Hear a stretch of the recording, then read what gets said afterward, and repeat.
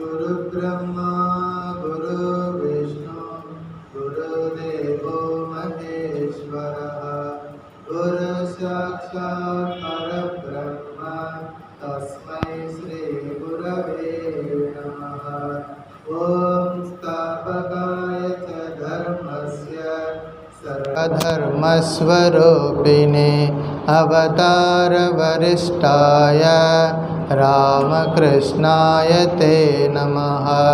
जननीं शारदां देवीं रामकृष्णं जगद्गुरुं पादपद्मे तयो श्रित्वा प्रणमामि मुहुर्मुहुः। नमः श्रीयतिराजाय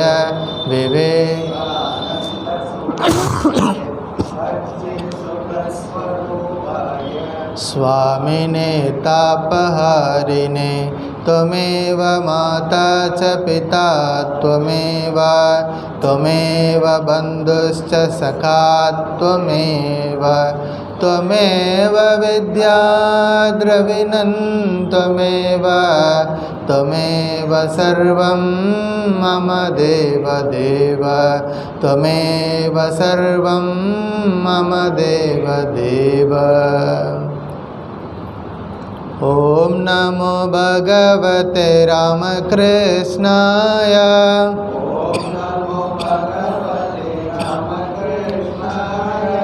ॐ नमो भगवते रामकृष्णाय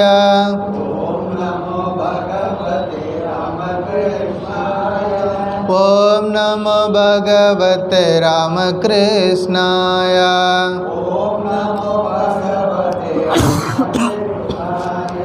ॐ नमो भगवते रामकृष्णाय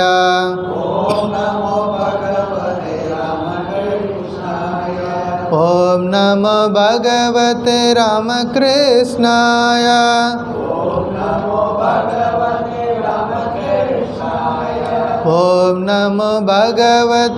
रामकृष्णाय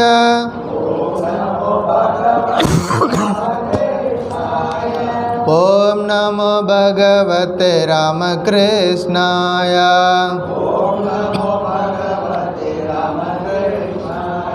ॐ नमो भगवते रामकृष्णाय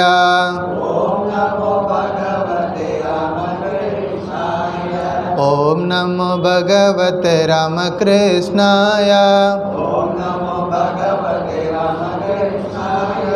ॐ नमो भगवते रामकृष्णाय ॐ नमो भगवते रामकृष्णाय ॐ नमो भगवते रामकृष्णाय ॐ नमो भगवते रामकृष्णाय ॐ नमो भगवते रामकृष्णाय ॐ नमो भगवते रामकृष्णाय। जय राम कृष्ण। श्रीमद् भगवद गीता ध्यान श्लोकम। ॐ पार्थाय प्रतिबोधितां भगवता नारायणेन स्वयं व्यासेन ग्रथितां पुराणमुनिना मध्ये महाभारतम् अद्वैतामृतवर्षिणे भगवते अष्टादशाध्यायिनीं अम्ब त्वामनुसन्दधामि भगवद्गीते भवद्वेषिणे।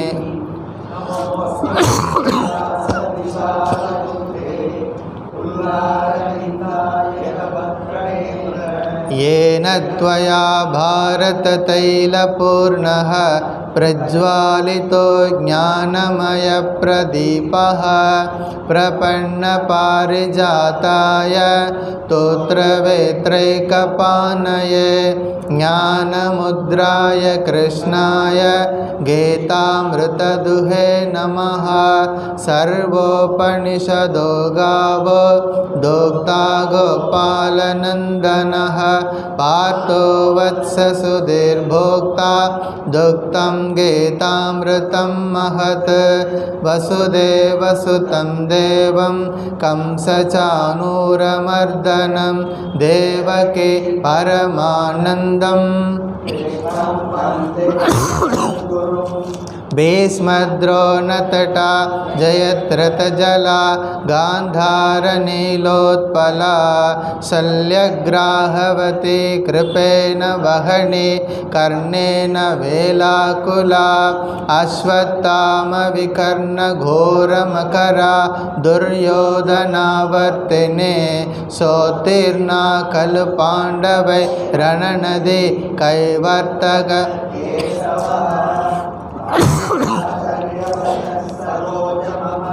गीतार्थगन्धोत्कटं नानाख्यानककेसरं हरिकथा सम्बोधना बोधितं लोके सज्जनषट्पदैरहरः पेपीयमानं मुदा भूयाद्भारतपङ्कजं कलिमल प्रध्वंसिनः श्रेयसे मूकं करोति वाचालं पङ्गुं लङ्घयते गिरे यत्कृपातमहं वन्दे परमानन्दमाधवं यं ब्रह्मा वरुणेन्द्ररुद्रमरुतः स्तुन्वन्ति दिव्यैस्तवैः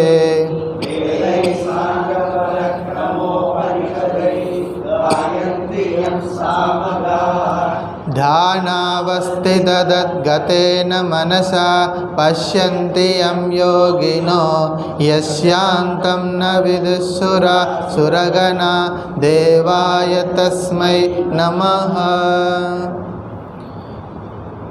பகவான் ஸ்ரீராமகிருஷ்ணரின் எல்லையற்ற கருணையினால் நம்ம ஸ்ரீமத் பகவத்கீதையினுடைய 18 அத்தியாயங்கள் படித்து முடித்ததுக்கப்புறமா பகவத்கீதையினுடைய மகாத்மியம் அப்படிங்கிற ஒரு 24 ஸ்லோகங்கள் கொண்ட இந்த பகுதியை பார்த்துட்டு வர்றோம்.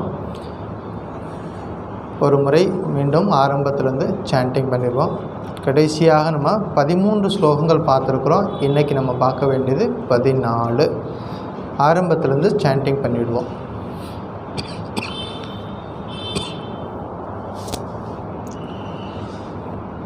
श्री गणेशाय नमः। श्री राधारमणाय नमः। धरोवाच भगवन् परमेशान भक्तिरव्यभिचारिणे प्रारब्धं पूज्यमानस्य कथं भवति हे प्रभो। विष्णुरुवाच प्रारब्धं पूज्यमानो हे गीताभ्यासरतः सदा समुक्तः ससुखी लोके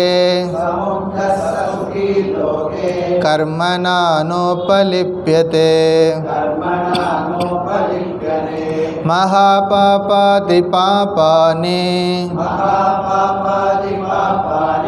गीताध्यानं करोति चेत् क्वचित् स्पर्शं न कुर्वन्ते नलिनीदलमम्बुवत्। गीताया पुस्तकं यत्र यत्र पाठः प्रवर्तते तत्र सर्वाणि तीर्थानि प्रयागादीनि तत्र वै। सर्वे देवाश्च ऋषयो योगिनः पन्नकाश्च ये गोपाला गोपिका वापि नारदो तव पार्षदैः सहायो जायते शीघ्रं यत्र गीता प्रवर्तते यत्र गीता विशारश्च पठनं पाठनं श्रुतं तत्राहं निश्चितं पृथिवी निवसामि सदैव हि गीताश्रयेऽहं तिष्ठामि गीता मे चोत्तमं गृहम् गीता ज्ञानम् उपाश्रित्य त्रीन् लोकान् पालयाम्यहम् गीता मे परमा विद्या ब्रह्मरूपा न संशयः अर्धमात्राक्षरा निद्या स्वानिर्वाच्य पदात्मिका चिदानन्देन कृष्णेन प्रोक्ता स्वमुखतोऽर्जुन वेदत्रये परानन्दा तत्त्वार्थज्ञानसंयुधा योऽष्टादश जपो नित्यं नरो निश्चलमानसः ज्ञानसिद्धिं स लभते ततो याति परं पदम् पाठे समग्रे सम्पूर्णे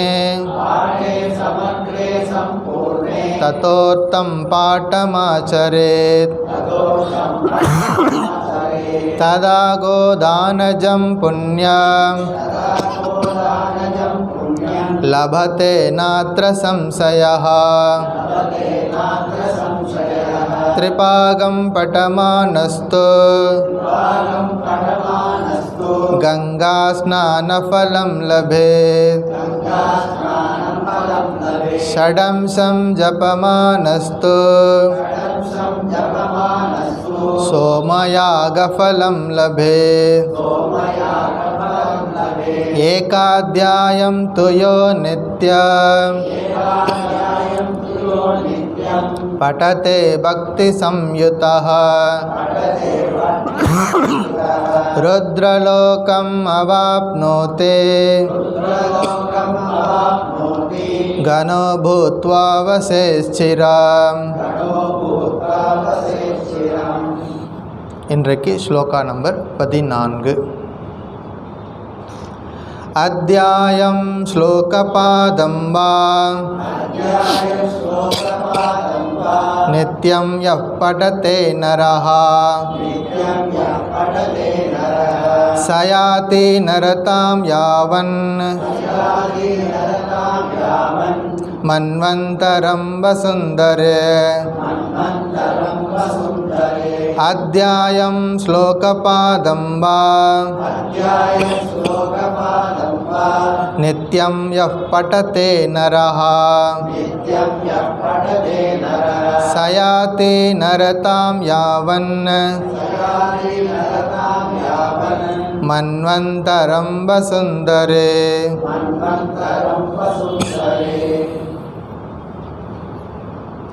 வராக புராணத்தில் பூமாதேவி பகவான் ஸ்ரீ விஷ்ணுக்கிட்ட கேள்வி கேட்குற மாதிரியும் அதற்கான பதிலை பகவான் விஷ்ணு சொல்கிற மாதிரி இந்த மகாத்மியம் அமைஞ்சிருக்கிறது. முதல் கேள்வியை பூமாதேவி கேட்டாங்க. என்ன கேள்வி கேட்டாங்க? முதல் கேள்வி என்னது? மேலான தலைவனே, முன்வினை பயனில் கட்டுண்டு கிடக்கின்ற ஒருவனுக்கு ஆசை கலக்காத பக்தி எப்படி ஏற்படும்? மனுஷங்களாக பிறந்த எல்லாருக்கும் ஏதாவது ஒரு விதத்தில் முன்வினை பயனால் இருக்கிறோம். எங்களுக்கு ஆசை இல்லாத சுத்த பக்தி எப்படி கிடைக்கும்? இந்த சுத்த பக்தியை பற்றி பகவான் ஸ்ரீ ராமகிருஷ்ணர் பல்வேறு இடங்களில் அமுதமொழிகளில் சொல்லியிருக்கார். அந்த சுத்த பக்தி எப்படி கிடைக்கும் அப்படிங்கிற கேள்விக்கு பகவான் என்ன சொல்கிறார்? பகவத்கீதையை யாரெல்லாம் படிக்கிறாங்களோ அவர்களுடைய பாபமெல்லாம் காணாமல் போயிடும், அவர்களுடைய மன சஞ்சலம் எல்லாம் தூர விலகி ஓடிவிடும் அப்படின்னு சொல்லிட்டு இந்த கீதையின் மகாத்மியத்தை சொல்ல ஆரம்பித்தார். அப்புறம் ஸ்லோகத்தை படிக்கிறது, ஒரு 18 அத்தியாயத்தை படித்தா என்ன புண்ணியம், அதில் 6ல் 1 படித்தா எவ்வளோ புண்ணியம், 3 அத்தியாயங்கள் படித்தா என்ன புண்ணியம், இப்படி வரிசையாக பார்த்துட்டு வந்தோம். கடைசியாக ஒரு அத்தியாயம் படித்தா என்ன புண்ணியம்னு பார்த்தோம். சரி, இன்றைக்கி ஸ்லோகம் என்ன சொல்லுதுன்னு பார்ப்போம்.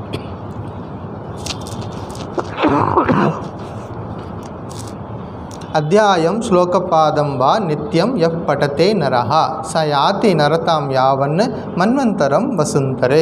வசுந்தரே அப்படின்னா நிலமகளே, அதாவது பூமகளே, பூமி தாயே, ஸ்ரீதேவியே அப்படின்னு பகவான் அம்மாவை கூப்பிட்டு சொல்கிறார். நிலமகளே, அத்தியாயம் வா, ஒரு அத்தியாயம் மட்டுமாவது, அல்லது ஸ்லோக பாதம் வா, அந்த அத்தியாயத்தில் ஒரு ஸ்லோகத்தில் ஒரு பாதி, ஸ்லோக பாதம் வா, அதாவது கால் பங்கு, நித்தியம் தினந்தோறும், யஹ நரஹா எந்த மனிதன், படத்தே படிக்கிறானோ, சஹ அவன், யாவத்து மன்வந்தரம் மன்வந்தரம் முடியும் வரையில், நரதாம் மானிட பிறவியை, யாதி அடைகிறான். இப்போ என்னென்னு பார்ப்போம். நிலமகளே, ஒரு அத்தியாயத்தின் அல்லது ஒரு ஸ்லோகத்தின் கால் பங்கை தினந்தோறும் படிப்பவன் ஒரு மன்வந்தரம் முடியும் வரையில் மனிதனாகவே பிறக்கிறான். அப்படின்னா என்ன அர்த்தம்? வேறு கீழான பிறவிகள் எடுக்க மாட்டான் அப்படின்னு ஒரு அர்த்தம். மனுஷ பிறவி கிடைக்கும். எவ்வளோ காலத்துக்கு கிடைக்கும்? ஒரு மன்வந்தரம் முடிகிற வரைக்கும். இப்போ நீங்கள் இந்திய காலக்கணக்கை போய் பார்க்கணும். இங்கிலீஷ் காலக்கணக்கு தான் நம்ம 12 மாதம் 1 வருஷம் அப்படின்னு சொல்லிட்டு நம்ம பார்க்குறோம். நம்முடைய பாரம்பரியமான காலக்கணக்கு ஒன்று இருக்குது. அது என்னன்னு பார்ப்போம். கொஞ்சம் பிரமிக்க வைக்கிற மாதிரி இருக்கும் இதை கேட்டிங்கன்னா. ஆனால் இருக்கிறத சொல்கிறேன்.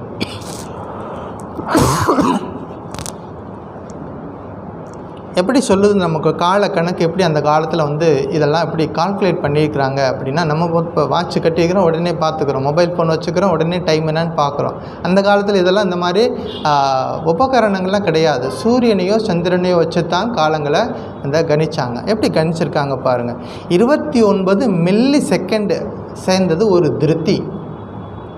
செகண்டு தான் நமக்கு தெரியும், அதில் மில்லி செகண்டு 29 மில்லி செகண்டு சேர்ந்தால் அதுக்கு பேர் ஒரு திருத்தி. 4 செகண்டு சேர்ந்தால் அதுக்கு பேர் ஒரு பிராணா. 4 செகண்டு சேர்ந்தால் அதுக்கு பேர் ஒரு பிராணா. 24 செகண்டு சேர்ந்தால் அதுக்கு பேர் ஒரு வினாடி. 24 செகண்ட். 24 நிமிஷம் சேர்ந்தால் அதுக்கு பேர் ஒரு நாடி. 24 நிமிஷம் சேர்ந்தது ஒரு நாடி. 48 நிமிஷம் சேர்ந்தால் அதுக்கு பேர் ஒரு முகூர்த்தம். 48 நிமிஷங்கிறது ஒரு முகூர்த்தம். ஒரு முகூர்த்த காலம், முகூர்த்த நேரம் அப்படியெல்லாம் சொல்கிறாங்கல்ல. அப்போ ஒரு முகூர்த்தம் அப்படிங்கிறது எவ்வளோ நேரம்? 48 நிமிஷங்கள் கொண்டது ஒரு முகூர்த்தம். 3 மணி நேரம் சேர்ந்தது ஒரு யாமம். இப்போ சிவராத்திரி பூஜையில் நம்ம கேள்விப்பட்டிருப்போம். முதல் யாமம், 2வது யாமம், 3வது யாமம், 4வது யாமம் சொல்லுவோம். அப்போ ஒரு யாமம் என்பது 3 மணி நேரங்கள் சேர்ந்தது, அதாவது 3 மணி. 24 மணி நேரம் சேர்ந்தது ஒரு அகோராத்திரம். அந்த காலத்தில் ஒரு நாள்னு சொல்லாமல் அவங்க என்ன வார்த்தை சொல்கிறாங்க? அகோராத்திரம். அது ஒரு நாள், 24 மணி. 15 நாள் சேர்ந்தால் அது ஒரு பக்ஷம். என்ன பக்ஷம்? கிருஷ்ணபக்ஷம், சுக்லபக்ஷம், அதெல்லாம் உங்களுக்கு தெரியும். ஸோ 15 நாள் சேர்ந்தது ஒரு பக்ஷம். 2 பக்ஷம் சேர்ந்தால் ஒரு மாதம். 2 பக்ஷம் சேரும் பொழுது அது ஒரு மாதம். 2 மாதம் சேர்ந்தால் அதுக்கு பேர் ஒரு ருத்து. வருஷத்தில் எத்தனை ருத்து இருக்குது? 6 ருத்து இருக்குது. தமிழில் சொல்லணும்னா இளவேனில் காலம், முதுவேனில் காலம், கார்காலம், கூதிர்காலம், முன்பனி காலம், பின்பனி காலம். சித்திரை, வைகாசி, ஆனி, ஆடி இதெல்லாம் வேனில் காலம். அடுத்து வர்ற 3 மாதங்கள் மழைக்காலம், குளிர்காலம். அதுக்கடுத்து பின்னாடி கடைசியில் வரக்கூடிய கடைசி 4 மாதங்கள் என்னது? முன்பனி, பின்பனி, பனிக்காலங்கள். இப்படின்னு நம்ம சொல்கிறோம். இதெல்லாம் 6 ருத்துக்கள் ஒரு வருஷத்தில் இருக்குது. 6 மாதங்கள் சேர்ந்துச்சுன்னா அதுக்கு பேர் ஒரு அயனம். ஒரு வருஷத்தில் எத்தனை அயனம் இருக்குது? 2 அயனங்கள் இருக்குது. என்ன அயனம்? உத்தராயணம், தட்சிணாயனம். 2 அயனங்கள் இருக்குது. 2 அயனங்கள் சேர்ந்தால் அவங்க கணக்கில் ஒரு வருஷம். அவங்க கணக்குப்படி 4,32,000 வருஷங்கள் சேர்ந்துச்சுன்னா அது ஒரு யுகம். ஒரு யுகத்துக்கு எத்தனை வருஷம்? 4,32,000 வருஷங்கள். அது மாதிரி 4 யுகங்கள் சேர்ந்துச்சுன்னா ஒரு மகா யுகம். 71 மகா யுகம் சேர்ந்துச்சுன்னா ஒரு மன்வந்தரம். இப்போ வாங்க, நீங்கள்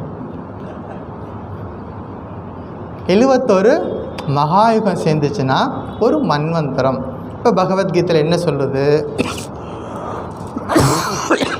ஒரு அத்தியாயத்தின் அல்லது ஒரு ஸ்லோகத்தின் 1/4 பங்கை தினந்தோறும் படிப்பவன் ஒரு மன்வந்தரம் முடியும் வரையில் மனிதனாகவே பிறக்கிறான். சுருக்கமாக சிம்பிளாக உங்களுக்கு புரிகிற மாதிரி சொல்கிறேன். எத்தனை வருஷம்? 30,67,20,000 வருஷங்கள். 30,67,20,000 வருஷங்கள் கொண்டது ஒரு மன்வந்தரம். ஒரு மன்வந்தர காலம் எங்கே இருப்பாங்க? மனுஷ ஜென்மமே கிடைக்கும்னு சொல்லுது. அது முடிஞ்சதுக்கப்புறம் என்ன செய்யணும்? இந்த 30,67,20,000 வருஷம் முடிஞ்சதுக்கப்புறம் என்ன செய்கிறது சுவாமி? சீனே புண்ணியே மர்த்தியலோகம் விஷந்தி. எந்த லோகத்துக்கு நீங்கள் போனீங்கன்னாலும், ஏதாவது லோகத்துக்கு, அந்த லோகம் இந்த லோகம் எந்த லோகத்துக்கு போனாலும் திரும்பி இந்த பூமிக்கு வரணும். அது எத்தனை வருஷம் வேணாலும் இருந்துக்கலாம். திரும்பி வராத நிலை வேணும்னா அப்போ என்ன செய்யணும்? பஜகோவிந்தம் பாடணும். திரும்பி வராத நிலை. மற்றபடி எந்த லோகத்துக்கு போனாலும் அந்த புண்ணிய காலம் தீர்ற வரைக்கும் அங்கே இருப்போம். புண்ணிய காலம் தீர்ந்து போச்சுன்னா மீண்டும் இந்த பூலோகத்துக்கு வரணும் அப்படின்னு நம்முடைய சாஸ்திரங்கள் சொல்லுது. ஆனால் இந்த பகவத்கீதை படிக்கிறதுனால ஒருத்தனுக்கு எவ்வளோ நன்மை கிடைக்குது? ஒரு மன்வந்தர காலம் அவனுக்கு கீழான பிறவிகள் இருக்காது, மனுஷ ஜென்மத்திலே இருப்பான் அப்படின்னு சொல்லுது. இது கொஞ்சம் கேட்குறதுக்கு கொஞ்சம் அதிகமாக சொல்கிற மாதிரி தோணும். நம்ம அதை லிட்ரலாக எடுத்துக்கக்கூடாது. இந்த சாஸ்திரம் நமக்கு என்கரேஜ் பண்ணுதுன்னு எடுத்துக்கணும். இந்த சாஸ்திரம் படிக்கிறத என்கரேஜ் பண்ணுறாங்க அப்படின்னு எடுத்துக்கிட்டால் போதும். லிட்ரலாக ஒரு மன்வந்தர காலம் அந்த கால கணக்குக்கெல்லாம் நம்ம போக வேண்டாம். இந்த சாஸ்திரம் படித்தா இறை நாமத்தை சொன்னால் ஒரு மகிமை உண்டு, அந்தளவுக்கு புரிஞ்சுக்கிட்டால் போதும். அடுத்த ஸ்லோகம், ஸ்லோகா நம்பர் 15, 16 சேர்ந்தே படிச்சிருவோம். கீதாயா ஸ்லோகதசகம் சப்தபஞ்சசதுஷ்டய द्वौ त्रीणेकं तदर्थं वा श्लोकानां यः पठेन्नरः चन्द्रलोकम् अवाप्नोति वर्षाणामयुतं ध्रुवम् गीतापाठसमायुक्तो मृतो मानुषतां व्रजेत् गीताया श्लोकदशकं सप्तपञ्चचतुष्टय द्वौ त्रीणेकं तदर्थं वा श्लोकानां यः पठेन्नरः चन्द्रलोकम् अवाप्नोते वर्षाणामयुतं ध्रुवम् गीतापाठसमायुक्तो मृतो मानुषतां व्रजेत्. இப்போ அதோட மீனிங்கை பார்ப்போம். கீதாயாக ஸ்லோகம் தசகம், கீதையின் 10 ஸ்லோகங்கள் அல்லது சப்த பஞ்ச சதுஷ்டயம் 7, 5 அல்லது 4, துவௌ த்ரீணேகம் 2 அல்லது 3 அல்லது 1, தது அர்த்தம் அதில் பாதியை, யஹ நரக பட்டேத் யார் படிக்கிறானோ, சஹ சந்திரலோகம் அவாப்னோதி அவன் சந்திரலோகத்தை அடைகிறான், துருவம் வர்ஷாணாம் அயுத்தம் 10,000 வருடங்கள் வசிக்கிறான். கீதா பாட்ட சமாயுக்தக கீதையை படித்து கொண்டிருக்கும் போது மிருத்தகா உயிரை விடுபவன், மானுஷதாம் ரஜயத்து மேலான உலகங்களுக்கு செல்கிறான்.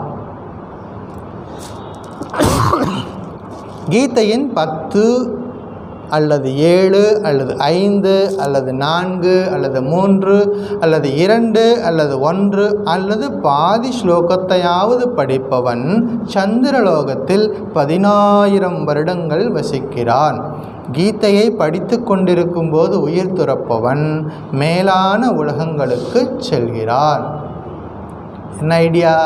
கடைசி காலத்தில் பகவன் நாமத்தை சொல்லு, அவ்வளோதான். அப்படி தான் புரிஞ்சுக்கிட்டோம். ஏன்னா சந்திரலோகத்தில் 10,000 வருஷங்கள் நம்ம ஏற்கனவே மன்வந்திரமெல்லாம் பார்த்தோம். எப்படி அது நம்மளை என்கரேஜ் பண்ணுறதுக்காக சொல்லியிருக்கிறாங்க. இறைவன் நாமத்தை சொல்லிக்கிட்டே இருக்கணும். இறைவன் நாமத்தை சொல்வதன் மூலமாக என்ன பகவான் ஸ்ரீ ராமகிருஷ்ணன் சொல்வார், நாக்கு தடித்து போகணுமா. நாக்கு தடித்து எப்படி போகணும்? இறைவன் நாமத்தை சொல்லி சொல்லி சொல்லி நாக்கு தடித்து போகணும். அவ்வளவு நாமத்தை சொல்லணும். அந்த நாம சொல்வதன் மூலமாக மனம் ஒருமுகப்படும், மனம் தூய்மை அடையும். தூய மனதில்தான் இறைவன் எழுந்தருள்வார். இறைவன் எங்கே இருக்கார்? திருப்பதியில் இருக்காரா? இருக்கார். பழனியில் இருக்காரா? இருக்கிறார். நமக்குள்ளே இருக்காரா? இருக்கிறார். நம்ம வெளியில் இருக்கிற இறைவனை தேடி ஈஸியாக போயிடுறோம். ஒரு டிக்கெட் எடுத்துகிட்டு ட்ரெயின்லேயோ பஸ்ஸுலேயோ கார்லேயோ போய் வெளியில் இருக்கிற இறைவனை பார்க்குறதுக்கு வேகமாக போயிடுறோம், செலவு பண்ணி போயிடுறோம். ஆனால் செலவே இல்லாமல் பார்க்கக்கூடிய இறைவன் எங்கே இருக்கார்? நமக்குள்ளே இருக்கிறாரு. அதுக்கு என்ன பண்ணணும்? கோ வித்தின், நமக்குள்ளே ஆழ்ந்து மூழ்கணும். வெளியில் போகிறது ஈஸியாக போயிடுது, ஒரு பஸ்ஸுலேயோ ட்ரெயின்லேயோ போகிறது ஈஸியாக போயிடுது. கண்ணை மூடி உட்காந்து ட்ராவல் பண்ணுறணும், உள்ளுக்குள்ளே ட்ராவல் பண்ணுறது அப்படிங்கிறது தான் நம்ம மகான்கள் நமக்கு பெரியவங்க சொல்லி கொடுத்துருக்குறாங்க. கோயில்களுக்கு போகிறது மூலமாக என்ன சொல்லி கொடுக்குறாங்க? இது ஒரு காலகட்டம், கோயிலுக்கெல்லாம் போயிட்டு வா, ஆனால் ஒரு பீரியடுக்கு அப்புறமா என்ன பண்ணணும்? வீட்டில் உட்காந்து அமைதியாக இருந்து உன்னுடைய பயணத்தை உள்நோக்கி அமைச்சுக்கோ. எல்லா காலத்துலேயும் வெளிநோக்கி பயணம் தேவையில்லை. ஒரு குறிப்பிட்ட பீரியடுக்கு அப்புறமா உன்னுடைய பயணமெல்லாம் உள்நோக்கிய பயணமாக இருக்கணும் அப்படின்னு நம்முடைய பெரியவங்க சொல்லி கொடுத்துருக்காங்க. அப்போ இறைவன் நாமத்தை சதா சொல்லிக்கொண்டே இருக்க வேண்டும். எந்த வேலை செஞ்சாலும் சரி, ஆஃபீஸில் வேலை செய்கிறீங்களா, காய்கறி வெட்டுறீங்களா, வீட்டை கூட்டி பெருக்கிறீங்களா, பசுமாடு கவனிக்கிறீங்களா, தோட்டத்தில் வேலை பார்க்குறீங்களா, என்ன வேலை வேணாலும் செய்யுங்க, மனம் இறைவன் நாமத்தை சொல்லிக்கொண்டே இருக்க வேண்டும். இதைத்தான் காலங்காலமாக நம்முடைய பெரியவர்கள், ஆன்மீக பெரியவர்கள், மகான்கள், ரிஷிகள் எல்லாம் சொல்லியிருக்காங்க. சாரதா அம்மா வாழ்க்கையை படித்து பாருங்கள். ஒரு நாளைக்கு எத்தனை விதமான பக்தர்கள் வர்றாங்க, எவ்வளோ பேர் வர்றாங்க. அவ்வளோ பேருக்கும் தேவையான உணவு வகையெல்லாம் செஞ்சு ஒவ்வொருத்தருக்கும் பார்த்து இந்த ஊர் பக்தர்களுக்கு இது செய்யணும். சில பேர் பார்த்திங்கன்னா அதிகாலை நேரத்தில் அந்த கிராமத்தில் ஜெயராம்பாட்டில் பால் கிடைக்காது. 4 மணிக்கு எழுந்து இந்த அம்மா என்ன பண்ணுவாங்க, வீடு வீடாக போய் கொஞ்சம் கொஞ்சமாக இரவல் வாங்கி பால் வாங்கிட்டு வந்து, என் குழந்தைங்க டவுன்லேருந்து வந்திருக்கிறாங்க, அந்த ஊர்லேருந்து வந்திருக்கிறாங்க, இந்த ஊர்லேருந்து வந்திருக்கிறாங்க, அவங்களுக்கு நான் நல்லபடியாக கவனித்து அனுப்பணும்னு சொல்லிட்டு செய்கிறாங்க. அவ்வளோ வேலை செய்து கொண்டு இருந்தாலும் ஒரு நாளைக்கு 1,00,000 முறை ஜபம் பண்ணுவாங்க. இதுதான் நமக்கு அந்த மகான்களுடைய பெரியவங்க வாழ்க்கையை படிக்கும் பொழுது கற்றுக்கொள்ள வேண்டிய விஷயம். எனக்கு நேரமே இல்லை சுவாமி, எனக்கு நேரமே கிடையாது, நான் அந்த வேலை பார்க்குறேன், இந்த வேலை பார்க்குறேன், அது எல்லாம் நமக்கு மனசு சொல்லிக் கொடுக்கக்கூடிய எக்ஸ்கியூஸ். ஏன்னா மனசு இன்வர்டாக போகிறதுக்கு தயார் இல்லை, மனசு வெளிமுகமாக போகிறதுக்கு தயாராக இருக்கிறது. இன்வர்டாக போகிறதுக்கு தயார் இல்லாத மனசு தான் என்ன சொல்லும், 1000 காரணங்களை கண்டுபிடிக்கும். அது சரியில்லை, இது சரியில்லை, சூழ்நிலை சரியில்லை, அவர் சரியில்லை. இது எல்லாமே என்ன காரணம், நம்ம மனசு உள்ளே போகிறதுக்கு தயார் இல்லாதனால நம்ம வெளியில் இருக்கிறவங்க எல்லாரையும் பார்த்து குறை சொல்லிக்கிட்டு இருக்கோம். அவர் சரியில்லை, இவர் சரியில்லை, நான் சரியா அப்படின்னு நம்ம கேட்குறல. நான் சரியாக நம்ம கேட்டு பழகிட்டோம்னா வெளியில் இருக்கிறவங்கள குற்றம் சொல்ல மாட்டோம். அப்போ இன்வர்டாக போகணுங்கிறது தான் இத்தனை சாஸ்திரங்களும் நமக்கு சொல்லி கொடுக்கறது. அப்போ இறைவன் நாமத்தை சதா சொல்லிக்கொண்டே இருக்கணும். எந்த காரியம் செய்தாலும் பரவாயில்லை, இறைவன் நாமத்தை சொல்லணும். அந்த அளவுக்கு புரிஞ்சுக்கிட்டா போகுது இந்த ஸ்லோகத்தில். அடுத்த ஸ்லோகம், ஸ்லோகா நம்பர் 17. गीताभ्यासं पुनः कृत्वा लभते मुक्तिमुत्तमां गीते तुच्छारसंयुक्तो म्रियमाणो गतिं लभे गीताभ्यासं पुनः कृत्वा लभते मुक्तिमुत्तमां गीते चुच्छारसंयुक्तो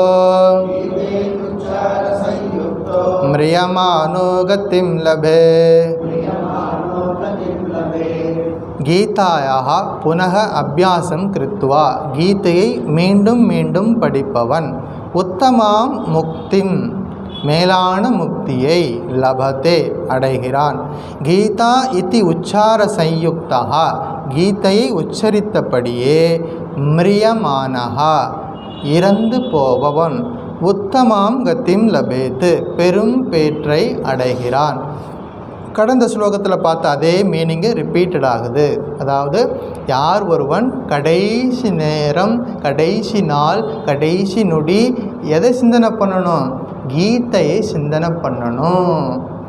நாம் சேர்த்து வச்ச என்னெல்லாம் சேர்த்து வச்சுருக்கிறோமோ, சொத்து சுகம், நம்ம சுற்றி இருக்கிற எல்லாம் என்னெல்லாம் இப்போ இருக்கோ அது எதுவுமே கூட வராது, இறைவன் நாமந்தான் கூட வரும். அப்போ கடைசி நேரம் எதை சொல்லணும், கீதான்னு சொல்ல பழகணும். கடைசி நேரம் சொல்ல வராது. அதனால தான் கிளிக்கு சின்ன கிளியாக இருக்கும் பொழுதே ராமா ராமா கிருஷ்ணா கிருஷ்ணான்னு சொல்லி கொடுத்துருவாங்க.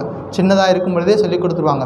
கொஞ்சம் வளர்ந்துருச்சுன்னா, தொண்டையெல்லாம் பெருசாக ஆகிடுச்சுன்னா அந்த கிளியால் ராமா ராமான்னு சொல்ல தெரியாது, வேறு ஏதாவது சொல்லும். அதனால் சின்ன வயசுலேருந்தே இறைவன் நாமத்தை சொல்ல தெரிந்தவர்கள் பாக்கியவான்கள். அப்போ சொல்லி பழக்கணும். என்ன இது நமக்கு என்ன சொல்ல வருது அப்படின்னா, நாமளும் சொல்லணும், நம்மை சுற்றி இருக்கிறவர்களையும் இறை நாமத்தை சொல்ல வைக்கணும். நம்ம வீட்டில் இருக்கக்கூடிய குழந்தைகளுக்கு இறைவன் நாமத்தை சொல்ல சொல்லி பழக்க வேண்டும். சிறு வயதிலிருந்தே அவர்களுக்கு ஸ்லோகங்கள் சொல்கிறது, மனப்பாடம் பண்ண வைக்கிறது, இப்படி சில விஷயங்களை நாம் சொல்லி கொடுக்கணும் அவர்களுக்கு. இதுதான் பரம்பரையாக வந்த அந்த ட்ரெடிஷனை கடைசி வரைக்கும் கொண்டு போய் சேர்க்கணும். இது நாமளும் பயிற்சி பண்ணணும், நம்ம வீட்டில் இருக்க மற்றவங்களையும் பயிற்சி செய்கிறதுக்கு உத்வேகப்படுத்தணும் அப்படிங்கிறது. இப்போ இதில் ஒரு முக்கியமான ஒரு கருத்து இருக்குது. இந்த 2 ஸ்லோகத்துலேயும் ஒரு கருத்து ப்ராமினெண்ட்டாக இருக்குது. அது என்னது அப்படின்னா, பகவத்கீதையை சொல்லிக்கிட்டே ஒருத்தர் மரணம் அடைஞ்சால் அவர் இரவா நிலை அடைகிறார் அப்படின்னு ஒரு கருத்து வருது. அதை பற்றி பார்ப்போம். உபநிஷத்தில் நச்சிகேதன் ஒருத்தர் நம்ம படிச்சிருக்கிறோம், அடிக்கடி நம்ம கேட்கக்கூடிய ஒரு ஸ்டோரி. நச்சிகேதன் எங்கே பார்த்துருக்கோம்? அந்த நச்சிகேதனை கட்டோபனிஷத்தில் பார்த்துருக்குறோம். இந்த நச்சிகேதன் யமலோகத்திற்கே போகிறான். பயம் இல்லாமல் அந்த தந்தை கொடுத்த வாக்கின்படி யமலோகத்திற்கு போகிறான். அப்படி யமலோகத்துக்கு போயிட்டு யமன்கிட்டேயே பலவிதமான கேள்விகள்லாம் கேட்குறார். யமலோகம் அந்த யமதர்மன் ராஜா அவருக்கு பதிலெலாம் சொல்லி கொடுக்குறார். நல்ல விஷயங்கள்லாம் சொல்லி கொடுத்துட்டு திரும்பி பூலோகத்துக்கு வர்றார். எல்லாரையும் பார்க்குறான்னு நம்ம பார்க்குறோம். ஆத்ம தத்துவத்தை சொல்லக்கூடியது அந்த கட்டோபனிஷதம். நீ உடல் அல்ல, நீ இந்த இந்திரியங்கள் அல்ல, இந்த மனசு அல்ல, புத்தி அல்ல, நீ எல்லாம் கடந்த பொருள், அது ஆத்மன் அப்படிங்கிற கருத்தை மரண பயத்தை வென்றவன் யார்? நச்சிகேதன். ஒரு சிறுவன் தான், இருந்தாலும் அந்த தந்தையினுடைய வாக்கின்படி அவன் யமலோகத்துக்கு சென்று யமனே சென்றுச்சு வந்தான்னு பார்த்தோம். அது ஒரு நிகழ்ச்சி. நிறைய நிகழ்ச்சிகள் சொல்லிக்கிட்டே போகலாம். மார்க்கண்டேயன்னு ஒரு பக்தன், சிவபக்தன். அவங்க அப்பா பேர் மிருகண்ட மகரிஷி. அவங்களுக்கு ரொம்ப நாளாக குழந்தை இல்லாமல் இருந்துச்சு. பகவான்கிட்ட பிரார்த்தனை பண்ணுறாங்க. பகவான் பரமசிவன் சிவபெருமான்கிட்ட பிரார்த்தனை பண்ணுறாங்க. அவர் கேட்குறார், உனக்கு கெட்ட குணமுடைய ரொம்ப நாள் வாழக்கூடிய ஒரு பையன் வேணுமா, நல்ல குணமுடைய கொஞ்ச நாளே வாழக்கூடிய ஒரு பையன் வேணுமா? எப்படி ஒரு ஆப்ஷனை கொடுக்குறார். ஒரு பையன் வேணும்னா அவன் நிறைய நாள் வாழ்ந்துக்குவான், ஆனால் அவங்ககிட்ட எல்லா கெட்ட குணங்களும் இருக்கும். அந்த மாதிரி பையன் வேணுமா, இல்லை கொஞ்ச நாள் தான் இருப்பான், வாழ்க்கையில் உயிரோடு இருப்பான், ஆனால் நல்ல பையனாக இருப்பான், அந்த மாதிரி பையன் வேணுமான்னு கேட்குறாங்க. இவங்க எனக்கு ரொம்ப நாளைக்கு வாழணுங்கிற அவசியம் இல்லை, கொஞ்ச நாள் வாழ்ந்தாலும் என் பையன் நல்ல பையனாக சத்புத்திரனாக வேணும் அப்படின்னு வேண்டிக்கிறாங்க. அதன்படியே ஒரு குழந்தை பிறக்குது. அந்த குழந்தைக்கு மார்க்கண்டேயன்னு பேர் வைக்கிறாங்க. வச்சு வளர்ந்துட்டுருக்காங்க. எத்தனை வருஷம் அவன் இருப்பான்னு சொல்லிட்டாங்க? 16 வருஷம்தான். யாராவது 16 வருஷத்தில் நம்ம இழந்து போகிறதுக்கு தயாராக இருப்போமா? 16 வருஷம் இந்த குழந்தையை சீராட்டி பாராட்டி வளர்க்குறாங்க. ஒவ்வொரு வருஷமாக போகும்போது இவங்களுக்கு ஹார்ட் பீட் அதிகமாகிட்டே போகுது.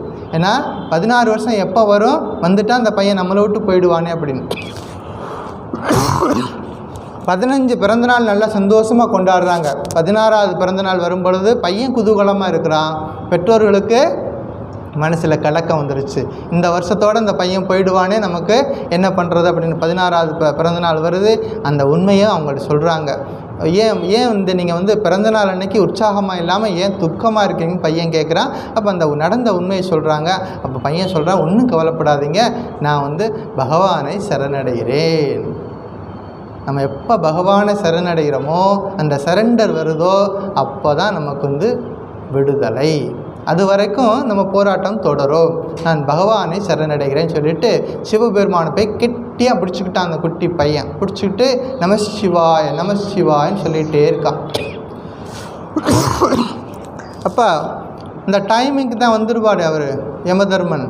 முதல்ல அவருடைய அசிஸ்டண்ட் அனுப்பி வைக்கிறார். போய் கூப்பிட்டுட்டு வாங்க, மார்க்கண்டேயன்னு கூப்பிட்டோம்.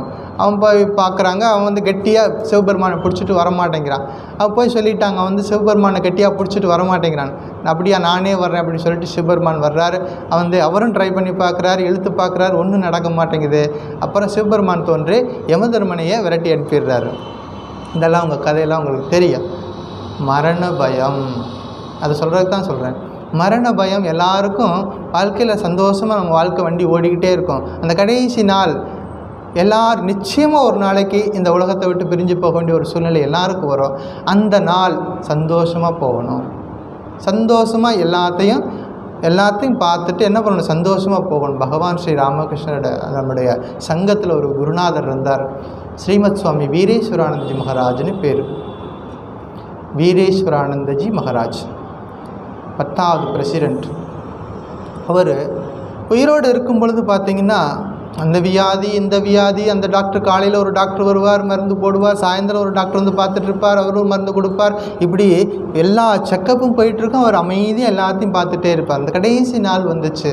அன்றைக்கி பார்த்திங்கன்னா வழக்கமாக அவருடைய பிரணாம், அதாவது அவருடைய பக்தர்களை சந்திக்கிறதுக்கு ஒரு நேரம் வச்சுருப்பாங்க. அது சாயந்தர நேரம் இருக்கும். ஆனால் அன்றைக்கி மட்டும் என்ன பண்ணிட்டார், காலையில் எழுந்த உடனே எல்லாரையும் வர சொல்லு அப்படிங்கிறாரு.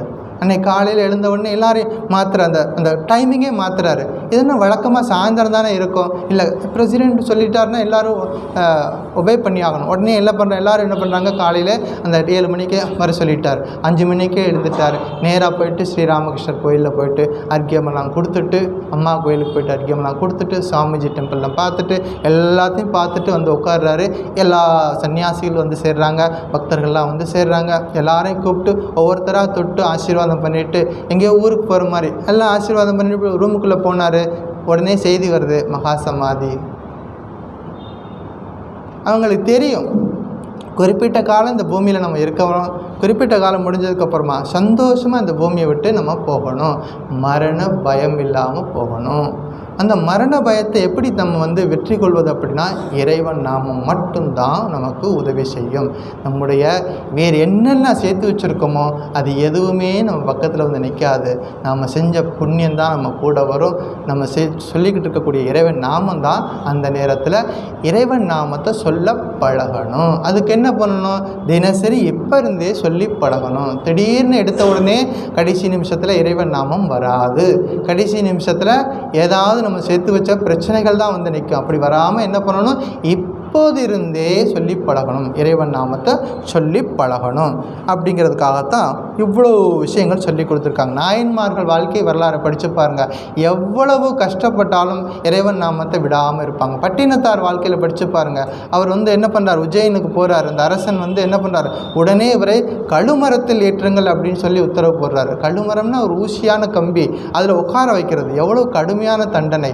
அதில் கழுமரத்தில் ஏற்றுங்கள் அப்படிங்கிறாரு. அவர் கழுமரத்தை பார்த்து ஒரு பாடல் பாடுற, இறைவன் நாமத்தை சொல்லி பாட்டு பாடுறாரு. அந்த கழுமரமே தீப்பிடிச்சு எரியுது. பார்க்குறோம். எத்தனை அடியார்கள் வாழ்க்கை வரலாறு படித்து பாருங்கள். நாயன்மார்கள், அப்புறம் ஆழ்வார்கள், இப்படி நம்முடைய பெரியவங்க வாழ்க்கை வரலாறுலாம் படித்து பாருங்கள். அவங்க எல்லா வரலாற்றுலேயும் ஒரு முக்கியமான செய்தி நமக்கு இருக்கும். அது என்னது? பகவானை கெட்டியாக பிடிச்சிக்கோ. அதைத்தான் ஸ்ரீராமகிருஷ்ணன் சொல்கிறார். ஒரு கையால் உலக கடமைகளை செய்ய, இன்னொரு கையால் இறைவனை கெட்டியாக பிடிச்சிக்கோ. வேகமாக காரியங்கள்லாம் முடிச்சுட்டு 2 கையாலையும் அவரை பற்றிக்கோ. குறிப்பிட்ட காலம் நம்ம கடமைகளை செய்யணும். ஃபேமிலி இருக்குது, குழந்தைகள் இருக்குது, இப்போ அவங்க ஸ்கூலுக்கு அனுப்பணும், திருமணம் செய்து வைக்கணும், எப்படி பலவிதமான காரியங்கள் இருக்கும். அதெல்லாம் வேகமாக முடிச்சுட்டு 2 கையாலையும் ஒரு குறிப்பிட்ட காலத்துக்கு அப்புறம் நம்முடைய குழந்தைகள் வீட்டுக்கு பொறுப்புக்கு வந்துட்டாங்க அப்படின்னா அவங்கக்கிட்ட எல்லாத்தையும் ஒப்படைச்சிட்டு என்ன பண்ணணும்? இறைவன் நாமத்தை சொல்வதில் அதிக காலத்தை பயன்படுத்த வேண்டும். இப்படி நமக்கு சொல்லி கொடுத்துருக்குறாங்க. 2 முக்கியமான ஒரு உதாரணம் சொல்கிறேன், உங்களுக்கு புரியும். ஒன்று,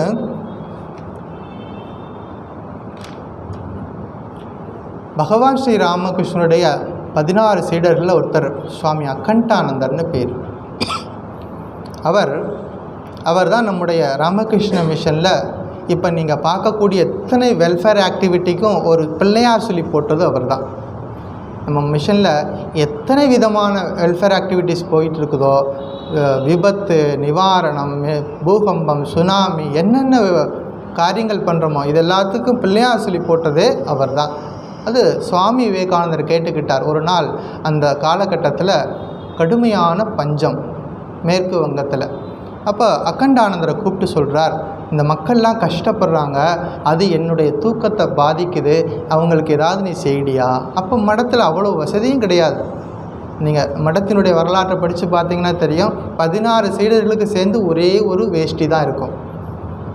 16 சீடர்களுக்கு சேர்ந்து ஒரே ஒரு வேஷ்டி தான் இருக்கும். யார் வெளியில் போகிறாங்களோ அவங்க அந்த வேஷ்டியை பயன்படுத்துவாங்க. மீதி இருக்கிறவங்க, ஆசிரமத்தில் இருக்கிறவங்க கௌப்பீனந்தான். அப்படிப்பட்ட ஒரு சூழ்நிலையில் சுவாமிஜி என்ன சொல்கிறார்? அந்த மக்கள் கஷ்டப்படுறாங்க, அவங்களுக்கு நீ போய் உதவு. சரி, உடனே கேட்குறாரு அக்கண்டானந்த சுவாமி. உடனே அந்த முர்ஷிதாபாத் அப்படின்னு ஒரு டிஸ்ட்ரிக்ட் போகிறாரு. போயிட்டு அங்கே இருக்கக்கூடிய மக்களுக்கு சேவை பணியை ஆரம்பிக்கிறார்.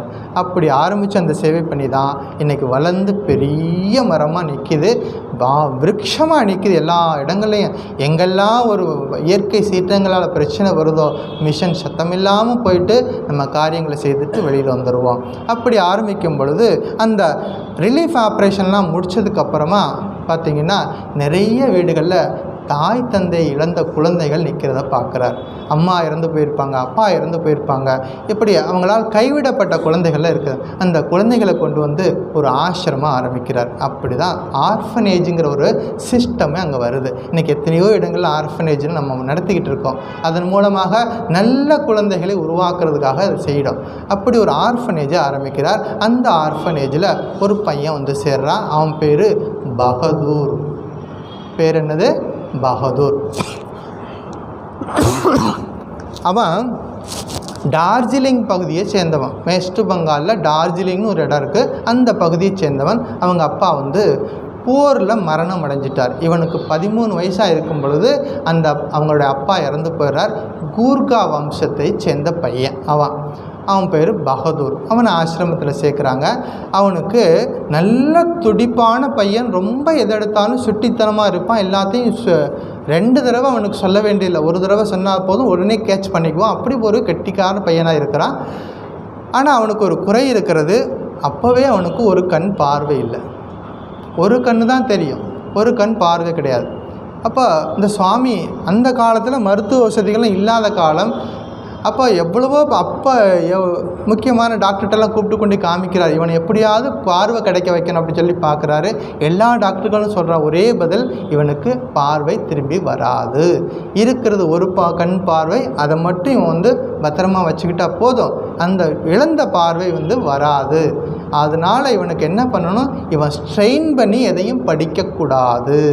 கண்ணுக்கு ரொம்பவும் தொந்தரவு கொடுத்து அந்த எதையும் படிக்கக்கூடாது. பர்டிகுலராக ராத்திரியில் இவன் படிக்கக்கூடாதுன்னு ஒரு டாக்டருங்க சொல்லிடுறாங்க. இவனை ஸ்கூலுக்கு நீ போகாதன்னு சொல்கிறாரு சுவாமி.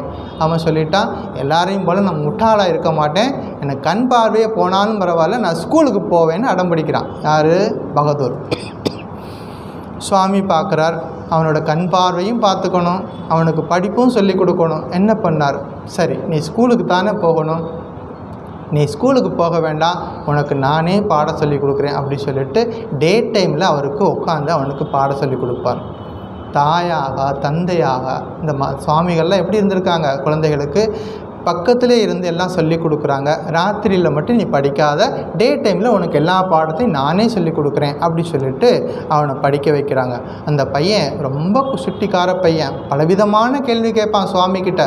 ஒரு நாள் கேட்குறான் சுவாமிக்கிட்ட, சுவாமி இந்த வானம் ஏன் நீல நிறமாக இருக்குது, வானத்துக்கு தான் நிறமே கிடையாது, ஏன் அது நிறமாக இருக்குது அப்படின்னு கேட்பான். அப்புறம் இன்னொரு நாள் ஒரு கேள்விப்பான், இந்த நட்சத்திரங்கள்லாம் இருக்குல்ல, அதுக்கெல்லாம் எங்கேருந்து லைட்டு கிடைக்குது அப்படின்னு கேள்விப்பான். நட்சத்திரங்களுக்கு எங்கேருந்து அதுக்கான லைட் எங்கேருந்து கிடைக்குது அப்படின்னு கேட்பான். இன்னொரு நாள் கேட்பான், சுவாமி இந்த மறுபிறவின்னு சொல்கிறாங்களே, மரணம் சொல்கிறாங்களே, அதை பற்றிலாம் சொல்லுங்கள் அப்படிமா. இப்போ சுவாமி அமைதியாக கேட்டுக்கிட்டே இருப்பார். சில கேள்விகளுக்கு அப்போவே பதில் சொல்லுவார், சில கேள்விகளை சொல்லுவார். சரிப்பா நீ ரொம்ப சின்ன பையனாக இருக்க, நீ ஸ்கூலுக்கு போயிட்டுருக்க, கொஞ்சம் வளர்ந்து பெரியவன் ஆனதுக்கப்புறமா அவனுக்கு சில விஷயங்கள்லாம் சொல்கிறேன் அப்படின்னு சொல்லுவார். அப்போதைக்கு அவனை திருப்திப்படுத்துறதுக்காக சொல்லி அனுப்புவார். 2 நாள் கழித்து மறுபடியும் வருவான், சுவாமி நான் வளர்ந்துட்டேன், நீங்கள் தானே சொன்னீங்க, நீ பெரிய பையன் ஆனவன்னு சொல்கிறதா சொன்னீங்கல்ல, சுவாமி நான் வளர்ந்துட்டேன், இப்போ சொல்லுங்கள் எனக்கு மரணம்னா என்ன, மறுபிறவினா என்ன. அவ்வளவு புத்திசாலி பையன். அவன் பேர் என்ன? பகதூர். ஒரு நாள் வந்தான் சுவாமிக்கிட்ட, சுவாமி இந்த ஆசிரமத்தில் எவ்வளோ பேர் இருக்காங்க, எத்தனையோ குழந்தைகள் இருக்காங்க, அவங்கெல்லாம் படிச்சுட்டு கொஞ்ச நாள் கழித்து வீட்டுக்கு போயிடுவாங்க, அவங்கவுங்க வீட்டுக்கு போயிடுவாங்க, நான் போக மாட்டேன், நான் எங்கேயும் போக மாட்டேன், உங்கள் கூடவே இருப்பேன், கடைசி வரைக்கும் இருந்து எங்கேயே இருப்பேன் அப்படின்னு சொல்கிறான். இது எல்லாத்தையும் அவர் கேட்டுக்கிட்டே இருக்கார். அவனுக்கும் வயசாகிக்கிட்டே போகுது. ஒரு நாள் சுவாமி வெளியில் போயிட்டார். திரும்பி பார்க்கும் பொழுது பகதூருக்கு உடம்பு சரியில்லை அப்படின்னு செய்தி வருது. அவனுக்கு உடம்பு சரியில்லை, கடுமையான காய்ச்சல். உடனே மருத்துவமனையில் சேர்க்குறாங்க. அப்போ என்ன சொல்கிறாங்க, அவருக்கு காச நோய் வந்துருச்சு. அவனுக்கு ஏற்கனவே பார்வை குறைபாடு இருக்கிற பையன், அவனுக்கு இப்போ இன்னும் கடுமையான ஒரு வியாதி வந்திருக்கு, காச நோய் வந்துருச்சு. அந்த காலத்தில் மருந்தே இல்லாத ஒரு வியாதி. அப்படிப்பட்ட ஒரு நெல்லை அவனை கொண்டு போய் மருத்துவ வசதி இல்லாமல் அவனை பாதுகாக்கிறாங்க. 8 மாதம் படுத்த படுக்கையாக இருக்கிறான். யார்? அந்த பையன். அவன் கூட இருந்து இன்னொரு பையன் சேவை பண்ணுறான். அவன் சொல்கிறான், சின்ன பையன்தான், அவன் சொல்கிறான், எனக்கு யாரும் சேவை பண்ணக்கூடாது, யாருடைய சேவையும் நான் ஏற்றுக்கொள்ள மாட்டேன், கடைசி நிமிஷம் நான் உயிரோடு இருக்கும் வரைக்கும் என் சொந்த காலில் நான் நிற்பேன். எங்கேருந்து வந்துச்சு அவனுக்கு இவ்வளோ தைரியம்? இந்த உபனிஷதங்கள் கொடுத்தது, இந்த சாஸ்திரம், இந்த கீதா சாஸ்திரம் சொல்லி கொடுத்தது, இந்த ராமாயணம், இந்த மகாபாரதம், இதுதான் சொல்லி கொடுத்தது அவனுக்கு இந்த கருத்துக்களை. யாரையும் டிபெண்ட் பண்ணி நான் இருக்க மாட்டேன், கடைசி வரைக்கும் எனக்கு உணர்வு இருக்கும் வரை நான் என்னோட தேவைகளை நானே தீர்த்துக்கொள்வேன் அப்படின்னு சொல்கிறான். அப்போ சுவாமி ஊட்டி விட்டா ஏற்றுக்குவேன், அது வேறு விஷயம். அதை தவிர, சுவாமியை தவிர வேறு எந்த சேவையும் நான் ஏற்றுக்கொள்ள மாட்டேன்னு சொல்லிட்டு அப்படி இருக்க ஒரு பிடிவாதமாக இருந்து அவனுடைய தேவைகளை பார்த்துக்கிட்டே வர்றான். அவனுக்கு கடைசி நாள், கடைசி நேரம் வருது. அதுக்காக தான் சொல்ல வந்தேன், இந்த மரண பயத்தை தீக்குது. இந்த பகவத்கீதைன்னு படித்தோமே, கடைசி நாள், கடைசி நிமிஷம் அவனுக்கு வருது. அவன் சொல்கிறான், என்ன வேலூர் மடத்துக்கு கொண்டுட்டு போங்க. முதல் விஷயம், அவன் இருக்கிறது இப்போ காங்கூர் காட்சி, அவன் இருக்கிறது எங்கோ ஒரு தூரத்தில் இருக்க கிராமத்தில் இருக்கிறான், முர்ஷிதாபாத் டிஸ்ட்ரிக்டில் இருக்கான். என்னை வந்து வேலூர் மடத்துக்கு கொண்டு போங்க. ஏன்னா வேலூர் மடத்தில் தான் அவனை வளர்த்த சுவாமி அப்போ பிரசிடெண்ட்டாக இருக்கார். சுவாமி அக்கண்டானந்தர் இப்போ வேலூர் மடத்தில் பிரசிடெண்ட் ஆகிட்டார். அவர் வந்து இப்போ கேம்பஸ் அவருக்கு எங்கே ஆஃபீஸு வேலூர் மடத்துக்கு வந்துட்டார். என்னை வந்து வேலூர் மடத்துக்கு கொண்டுட்டு போங்க. ஸோ தட் நான் வந்து என்னுடைய குருநாதரை பார்ப்பேன், என்னுடைய குரு மகாராஜையும் பார்ப்பேன், ஸ்ரீராமகிருஷ்ணரை பார்ப்பேன். வேலூர் மடத்துக்கு கொண்டுட்டு போங்க. ரெண்டாவது விஷயம், என் தலைக்கு அடியில் பகவத்கீதை புஸ்தகத்தை வைங்க. என் தலைக்கடியில் என்ன வைக்கணும்? பகவத்கீதை புஸ்தகத்தை வைங்க. சொன்னபடியே என்ன பண்ணுறாங்க, வேலூர் மடத்துக்கு வேகமாக டிரான்ஸ்போர்ட் ஏற்பாடு பண்ணி கொண்டு போகிறாங்க. ஸ்ரீராமகிருஷ்ணரை பார்க்க வைக்கிறாங்க. அவர் படத்தை கையில் கொடுத்துட்றாங்க, புஸ்தகத்தை கையில் கொடுத்தாங்க, பகவத்கீதையை ரெண்டையும் வாங்கி தலையில் வச்சான், தலைக்கு பின்னாடி வச்சான், சாஞ்சான், இறை நாமத்தை சொல்லிக்கிட்டே போகிறான். அவன் என்ன சொல்கிறான்? ஆன்மா மரணம் இல்லாதது. அவன் சொன்ன கடைசி வார்த்தை ஆன்மா மரணம் இல்லாதது. கூட இருந்த சர்வ் பண்ணிட்டு இருந்தவங்க ஒரு நாள் அழுகுறாங்க. ஏன் அழுகுற? நான் இறந்து போக மாட்டேன், என் உடம்பு தான் செத்து போகும், நான் இறக்க மாட்டேன். எங்கேருந்து வந்துச்சு இவ்வளோ தைரியம்? இந்த பகவத்கீதை கொடுக்கறது தான். அப்போ நம்ம கீதையை படிக்கும் பொழுது இந்த ஞாபகத்துக்கு வரணும். பகவத்கீதையை படிக்கும் பொழுது, ராமாயணத்தை படிக்கும் பொழுது, இந்த சாஸ்திரம் என்னை வழி நடத்தும். இந்த சாஸ்திரத்தை நான் இறைவன் அருளால் நான் புரிஞ்சுக்கிட்டேன்னா இந்த சாஸ்திரம் என்னை சரியான பாதையில் வழி நடத்தும் அப்படிங்கிற பூரணமான நம்பிக்கையோடு படிக்கணும். திருவாசகம் படிங்க, ராமாயணம் படிங்க, மகாபாரதம் படிங்க, திருக்குறள் படிங்க, எந்த சாஸ்திரம் வேணாலும் படிங்க. படிக்கும் பொழுது நம்பிக்கையோடு படிக்கணும். இறைவன் நாமம், இந்த இறைவன் என்னை வழி நடத்துகிறார், நான் நிச்சயமாக கிடைத்தேறுவேன், நான் நிச்சயமாக என்னுடைய வாழ்க்கையின் குறிக்கோளை அடைவேன் அப்படிங்கிற நம்பிக்கையோடு எந்த காரியத்தையும் செய்யணும் அப்படின்ட்டு இந்த பையன் நமக்கு சொல்லக்கூடிய செய்தி பாருங்கள். இந்த பகதூருங்கிற சின்ன பையன் நமக்கு சொல்கிறான், இறைவனை பற்றியே தான் பேசிக்கிட்டு இருக்கான் கடைசி காலம் வரைக்கும். அவனுக்கு எங்கேருந்து வந்துச்சு? ட்ரைனிங். எப்படி வந்துச்சு? கடைசி காலத்தில் ஆன்மா மரணம் இல்லாதன்னு எப்படி தைரியமாக சொல்ல முடிஞ்சது அவனுக்கு? நான் இறந்து போவேன்னு அவனுக்கு நல்லா தெரியும். இறந்து போக போகிறான், காசு நோய் வந்துருச்சு. என்ன சொல்கிறான்? நான் இறக்க மாட்டேன், ஆன்மா மரணம் இல்லாதது. அப்போ என்ன அர்த்தம்? நான் உடம்பு இல்லை, நான் உடம்பு இல்லை, நான் மரணம் இல்லாத அந்த ஆன்மா. அதைத்தான் இந்த பகவத்கீதை சொல்லி கொடுக்குது. 700 ஸ்லோகம் நம்மளும் படித்து முடிச்சிருக்கிறோம். இந்த சிந்தனை நமக்குள்ளே போகுதா? ஒவ்வொரு நாளும் இந்த கீதையை படிக்கும் பொழுது இந்த சிந்தனை நமக்குள்ளே போகணும். உயர்ந்த விஷயங்களை படிக்கும் பொழுது இந்த சிந்தனை நமக்குள்ளே இருக்கணும் அப்படிங்கிறது. ஆன்மா மரணம் இல்லாதது அப்படிங்கிற ஒரு விஷயத்தை புரிஞ்சுக்கணும். இது வந்து ஸ்ரீராமகிருஷ்ணனுடைய டைரக்ட் டிசைபிள் லைஃப்லேருந்தே வரக்கூடிய ஒரு நிகழ்ச்சி. ஒரு சின்னதாக ஒரு குட்டி கதை சொல்லிட்டு முடிக்கலாம். அன்றைக்கி மகாபாரதத்தில் ஒரு நிகழ்ச்சி. மகாபாரதத்தில் பாண்டவர்கள் எத்தனை பேர் இருந்தாங்க? 5 பேர் இருந்தாங்க. யாரெல்லாம் அவங்க பாண்டவர்கள்? தர்மன், பீமன், அர்ஜுனன், நகுலன், சகாதேவன். பாண்டவர்கள் ஆட்சி பண்ணிகிட்ருக்குறாங்க. ஒரு நாள் ஒரு ஏழை பிராமணன், தர்மர் தான் ஆட்சி பண்ணிகிட்ருக்கார். ஏழை பிராமணன் தர்மனுடைய அரண்மனை போய் முன்னாடி போய் நிற்கிறான். அவனுடைய மகளுக்கு கல்யாணம் செய்யணும். அவன் வீட்டில் வசதி கிடையாது, வறுமை. அரசன்கிட்ட போய் கேட்குறது அந்த காலத்தில் ஒரு நீதியாக இருந்துச்சு. ஏன்னா அரசன் தான் பரிபாலனம் பண்ணுறான். அரசன்கிட்ட போய் கேட்குறதுக்காக போய் நிற்கிறான். சாயந்தரம் ஆகிடுச்சு. அவன் போகும்பொழுது இரவு. இந்த மாதிரி சாயந்தரம் ஆகிடுச்சு. அந்த ட்ரெஷரியெல்லாம் மூடிட்டாங்க. அதாவது கருவூலமெல்லாம் அந்த எங்கெல்லாம் பணம் வச்சுருப்பாங்களோ அதெல்லாம் லாக் பண்ணியாச்சு. லாக் பண்ணிவிட்டு அவங்கெல்லாம் வீட்டுக்கு போயிட்டாங்க. அந்த நேரத்தில் போய் இவர் நிற்கிறார். இந்த ஏழை பிராமணன் என்ன பண்ணுறாரு? அரசன்கிட்ட போய் உதவி கேட்டு நிற்கிறார். அப்போ தர்மன் வந்து பார்க்குறார், யார் அது? அதாவது அந்த அரண்மனைக்கு முன்னாடி அந்த காலத்தில் என்ன பண்ணுவாங்க, ஒரு பெல் வச்சுருவாங்க. யாருக்காவது ஏதாவது தேவை அப்படின்னா அந்த பெல் அடிக்கணும். பெல் அடிச்சுட்டா அவர் அரசர் வந்து பார்ப்பார், என்ன ஏதுன்னு கேட்பார், நிவாரணம் பண்ணுவார். இவர் போய் ஒரு பெல் அடித்தார். தர்மர் வந்து பார்த்துட்டு என்ன பிரச்சனைன்னு கேட்குறார். இது மாதிரி விஷயத்த சொல்கிறார். என்னுடைய மகளுக்கு திருமணம் வச்சுருக்கேன், எனக்கு பணம் தேவைப்படுது, நீங்கள் தான் உதவி செய்யணும். அப்படியா? அடடே, எல்லாம் ட்ரெஷரி எல்லாம் க்ளோஸ் பண்ணியாச்சு, நீ போயிட்டு காலையில் வா, உனக்கு என்ன வேணாலும் இருக்க, என்ன கேட்குறியோ செய்திடலாம், நீ போயிட்டு காலையில் வா அப்படின்னு சொல்கிறார். இவன் வந்து வருத்தத்தோடு திரும்பி போகிறான். போகிற வழியில் அந்த 5 பஞ்ச பாண்டவர்களை இன்னொருத்தரை பார்க்குறான். அவர் வந்து பீமன். அவரை பார்க்குறாரு. என்ன விஷயமா போனீங்க அரண்மனைக்கு? அரசரை பார்க்க போனேன். எதுக்காக போனீங்க? மகளுக்கு கல்யாணம் வச்சுருக்கேன், பண தேவைக்காக போனேன். அண்ணன் என்ன சொன்னார்? போயிட்டு நாளைக்கு வர சொன்னார். பீமன் இந்த வார்த்தையை கேட்டானோ இல்லையோ, உடனே எல்லாருக்கும் ஆர்டர் போட்டான், முரசு கொட்டுங்கள். என்ன சொன்னா? முரசு கொட்டுங்கள் அப்படின்னா, அந்த காலத்தில் ஒரு சந்தோஷமான செய்தி வந்துச்சுன்னா தான் முரசு கொட்டுவாங்க. முரசு கொட்டுங்கள், எல்லா இடத்துலையும் வான வேடிக்கையெல்லாம் போடுங்க. தீபாவளி வந்தால் தான் நம்ம பட்டாசு போடுவோம். எதுக்கு?